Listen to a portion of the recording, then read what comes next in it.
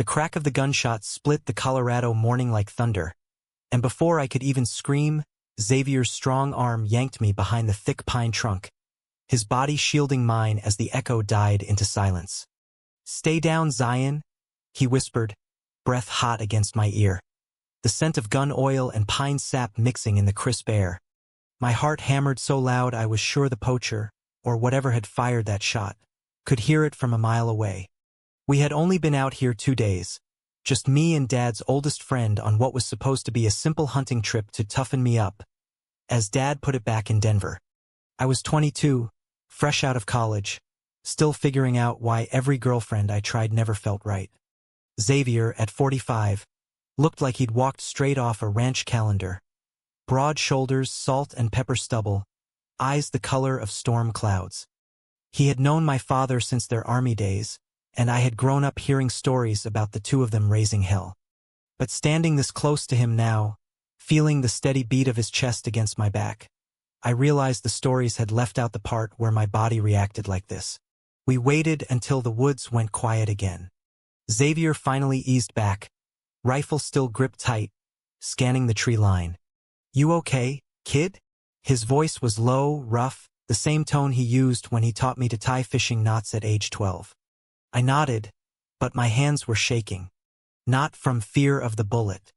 From the way his hand had lingered on my waist a second too long. "Yeah, just startled." He studied me for a beat, something unreadable flickering across his face, then clapped my shoulder like nothing had happened. "Let's move. Cabin's still a mile out. We'll hole up there till we figure who's dumb enough to shoot this close to marked trails." The hike back felt endless. Every step crunched leaves under our boots, and every rustle made me jump. Xavier walked ahead, his broad back a wall I couldn't stop staring at. Dad had called him last week, voice booming through the phone. "Xavier's been asking about you, Zion. Said you two should head up to the old cabin. Man time. You've been cooped up in that apartment too long." I had agreed because refusing Dad was never easy, especially after Mom left when I was 15. But now, alone with Xavier in the Rockies, the air felt thicker, charged. By the time the weathered log cabin came into view, the sun was dipping low, painting the peaks gold. Inside, the place smelled of old wood smoke and dust. Xavier dropped his pack and started the fire while I unpacked the cooler. We ate cold sandwiches in silence at first, the only sound the crackle of flames. Then he spoke. "Your dad ever tell you about the time we got lost up here in '08? I shook my head, grateful for the distraction. He leaned back, boots off, socks drying by the hearth. "We were young, stupid. Thought we could hunt the ridgeline in a blizzard. Spent 3 nights in a snow cave, sharing one sleeping bag to stay alive." His laugh was warm, deep. "Your old man saved my ass more than once." I watched the firelight dance across his jaw and wondered why that story made my stomach twist. When he caught me staring, he didn't look away. "You're a lot like him, you know? Same stubborn chin. Same way of holding everything inside till it almost breaks you." That night we unrolled sleeping bags on the floor because the bunks were dusty. The temperature dropped fast. I shivered despite the fire. Xavier noticed. "Come on, scoot closer. Body heat's the best blanket out here." I hesitated only a second before sliding my bag next to his. His arm came around me like it was the most natural thing.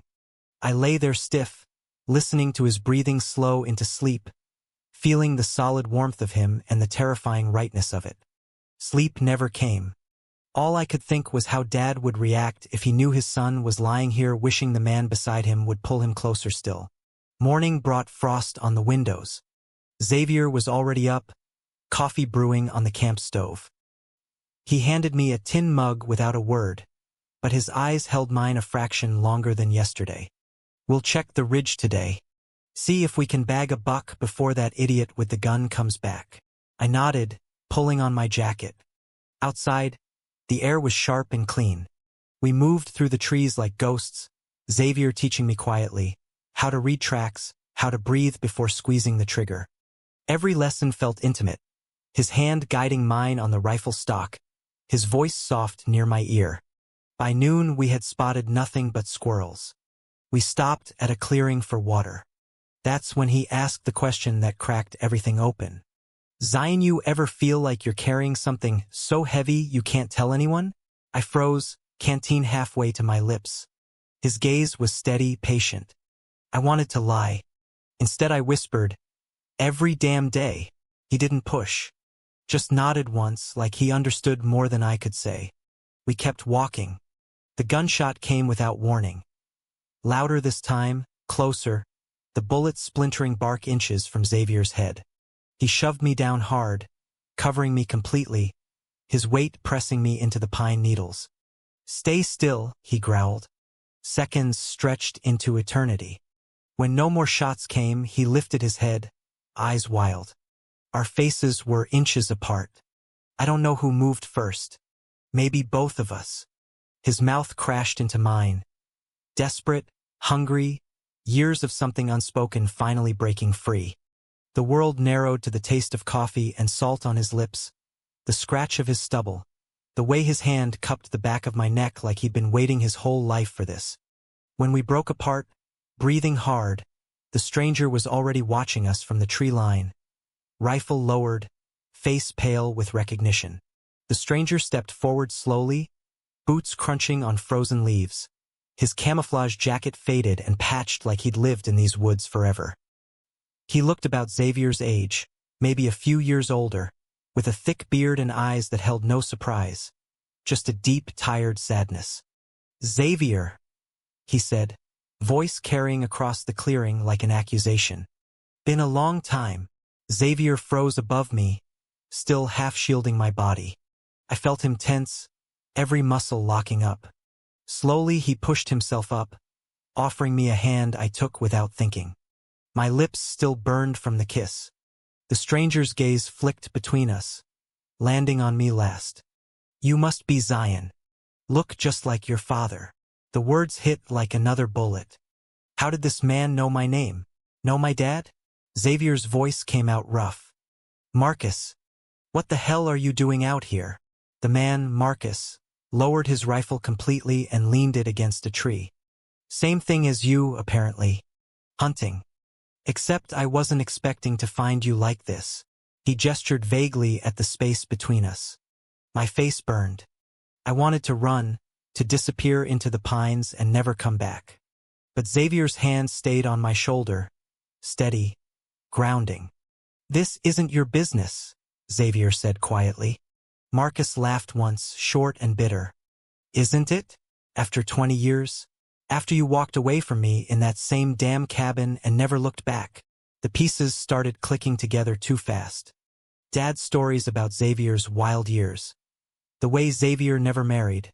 The way he always showed up for every family barbecue like he belonged there. Marcus kept talking, voice rising. "You told me it was because of him, because of your best friend's kid you couldn't stop thinking about. Said you had to stay away until the boy was old enough to choose for himself. Well, looks like you finally stopped waiting." I stumbled back a step. "What?" The word came out cracked. Xavier turned to me, eyes pleading in a way I'd never seen. "Zion, let me explain." But Marcus wasn't finished. "Your dad knew, kid. Knew everything. Sent you up here on purpose. Said you were lost, struggling, same way he once was. Thought maybe Xavier could help you find your way without the same mistakes." The forest spun. "Dad knew? My own father had orchestrated this?" I looked at Xavier, searching for denial, but all I saw was guilt and something softer. Something that looked a lot like love. Marcus shook his head. "I came up here to clear my head after hearing you were back in the mountains. Never figured I'd walk into this." He picked up his rifle. "I'll leave you two to it. Just remember, secrets have a way of catching up. Especially the ones we tell ourselves." He disappeared into the trees as quietly as he'd come. Silence crashed down. Xavier reached for me, but I jerked away. "Zion, don't." My voice shook. "You kissed me. You let me think this was real. And all this time my dad, he set me up." Xavier's face crumpled. "It wasn't like that. I never meant for any of this to happen so fast. I've carried this for years, watching you grow up, seeing you fight the same battles I fought. Your dad and we were more than friends once, back before you were born. But he chose your mom, chose the life everyone expected. I stepped back. When he called last week, worried about you, I thought maybe I could just be there. Like a friend. Then I saw you. Really saw you. And everything I'd buried came roaring back. He took a shaky breath. That kiss wasn't planned. It was the truest thing I've done in decades. I wanted to hate him. I wanted to scream. Instead, I sank onto a fallen log, head in my hands. The gunshot, the kiss, Marcus's words. They all swirled together until I couldn't breathe. Xavier sat beside me, not touching, just present. I'll take you home if that's what you want. No questions. But if there's even a chance you feel what I feel, he let the sentence hang. I didn't answer. We walked back to the cabin in silence, the afternoon sun mocking us with its warmth. Inside, I stared at the fire while Xavier made dinner neither of us ate. That night, the sleeping bags stayed separate. I lay awake listening to him breathe, every inhale a reminder of how much had changed in one day. By morning, I still didn't know what I wanted. But I knew running wasn't an option anymore. Sunlight sliced through the cabin windows like it was trying to force answers on us. I woke to the smell of bacon and the sound of Xavier moving quietly, giving me space I hadn't asked for but desperately needed. My mind kept replaying Marcus's words, your dad knew. The thought made my stomach churn. Dad, big, loud, military-straight dad, had known about Xavier's feelings, had known about me, and instead of talking to me like a father should, he'd sent me into the woods with the one man who could upend everything. I pulled on my boots and stepped outside. Xavier followed a minute later, 2 mugs of coffee in hand. He offered one without meeting my eyes. We don't have to talk, but we do have to decide if we're staying or heading back today. I took the mug, fingers brushing his. The spark was still there, undeniable. I need to know everything, I said finally. No more secrets. Xavier nodded once, then led us to the porch steps. We sat side by side, watching mist rise off the lake below. His story came out slow, careful. He and Dad had met in basic training, 2 scared kids from small towns. What started as friendship turned into something deeper during a long winter deployment. Your dad was terrified, Xavier said. Said he couldn't live that life, couldn't disappoint his family. When he met your mom, he grabbed that chance like a lifeline. I let him go. Joined the reserves, moved around, tried to forget. Then you were born, and every time I visited, you looked at me like I hung the moon. I told myself it was just pride in my best friend's son. But by the time you turned 18, I knew it was more. I stayed away after that. Until your dad called. I stared at the trees. So Dad sent me here knowing you. I couldn't finish. Xavier's hand rested on the step between us, close but not touching. He never said it outright. Just said you needed time with a man who understood what it was like to carry secrets. I think he hoped I'd be the safe bridge you needed. A bitter laugh escaped me. Safe, right?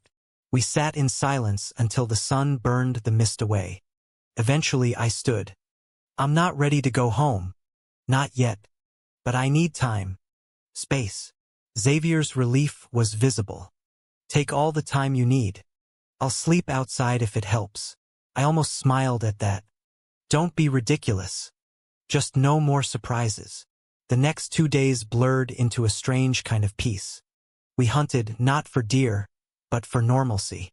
Xavier taught me to track without the weight of expectation. I taught him how to use the satellite phone Dad had insisted we bring. At night we talked about college, about the girls who never fit, about the nights I'd cried in my car because I didn't want to be broken. Xavier listened without judgment, sharing his own lonely years after Dad's wedding. The kiss wasn't repeated, but the memory hung between us like smoke. On the 3rd evening, a storm rolled in. Rain hammered the roof. We sat by the fire playing cards with a worn deck we found in a drawer. Xavier won 3 hands in a row, laughing when I accused him of cheating. The sound of his laugh cracked something open inside me. When the power flickered and died, Leaving only firelight, I set my cards down. Xavier, what if I'm not like Dad? What if I don't want to run from this? He looked up, eyes dark and hopeful. Then we figure it out together. No rush. No hiding. Just us. That night, the sleeping bags ended up side by side again. No kiss, no pressure. Just his arm around my shoulders and the steady beat of his heart lulling me to sleep. For the first time in years, the weight felt lighter. The storm cleared by morning, leaving the forest glistening and new. I woke to Xavier already outside chopping wood. Shirt off despite the chill, muscles moving under sun-bronzed skin. I watched from the doorway longer than I should have, heart doing that annoying flip it had started doing whenever he was near. When he caught me staring, he grinned, easy, warm, like the kiss and Marcus's revelation had somehow cleared the air instead of poisoning it. "Coffee's on the stove," he called. "Figured we'd try the South Ridge today. Supposed to be elk sign up there." I joined him, grabbing an axe to help. The rhythm of chopping would match the rhythm we were finding together.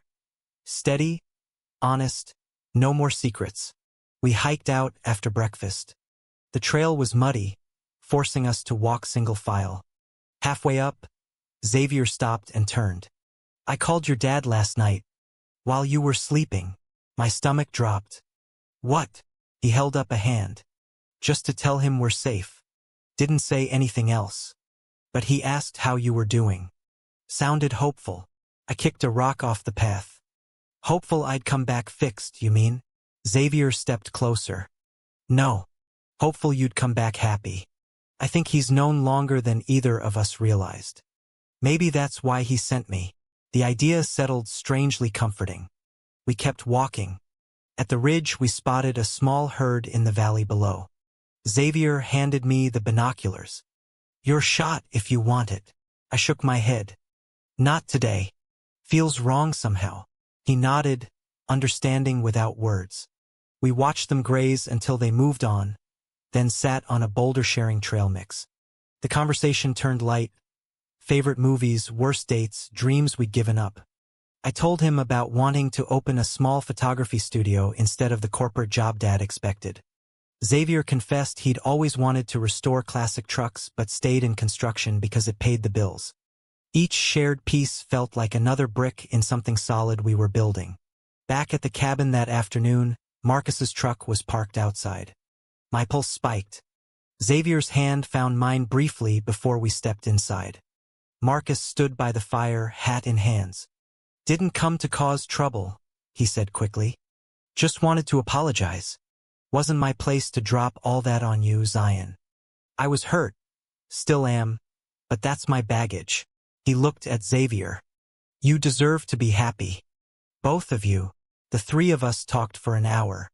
Marcus told stories about the old days, how he and Xavier had tried to make it work after Dad chose family life. Listening, I realized love wasn't simple for any of them. When Marcus left, he shook my hand. "Take care of him. He's one of the good ones." The door closed and the cabin felt warmer somehow. That night Xavier cooked steak on the wood stove. Over dinner, he asked the question we'd been circling. "What happens when we leave here?" I set my fork down. "I don't want to pretend anymore. Not with you. Not with Dad." He reached across the table, fingers brushing mine.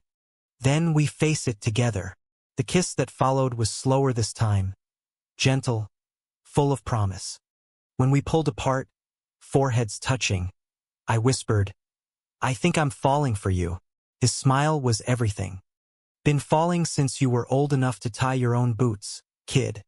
Just waited for you to catch up." The remaining days in the cabin blurred into something almost domestic. We fell into a rhythm that felt both brand new and strangely inevitable. Morning coffee on the porch, afternoon hikes where we talked about everything and nothing, evenings by the fire where words gave way to tentative touches and kisses that grew more confident. Xavier was careful, always checking in, never pushing past what I was ready for. "We've got time," he'd murmur against my temple. "All the time you need." I believed him. For the first time, the future didn't feel like a trap. One afternoon, we drove into the small mountain town an hour away for supplies.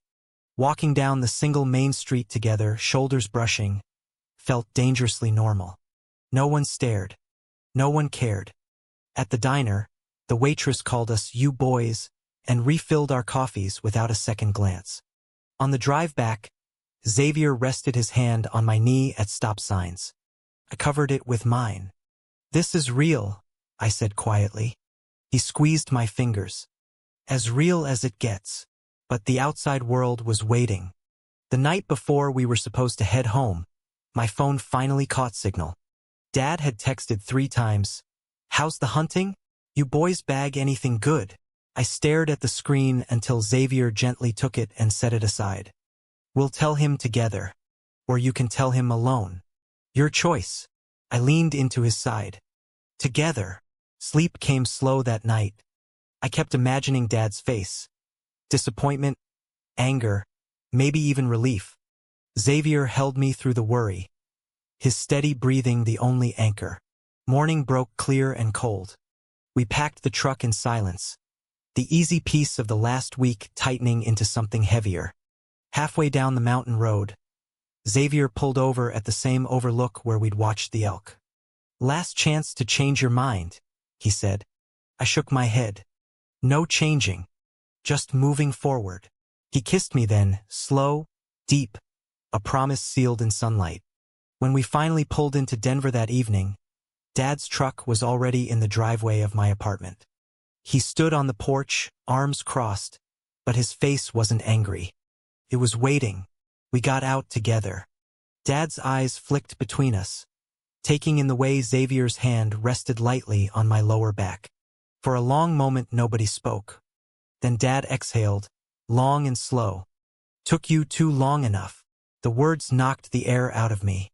He stepped forward and pulled me into a rough hug, the kind he hadn't given since I was little. "I'm sorry I didn't just say it, son.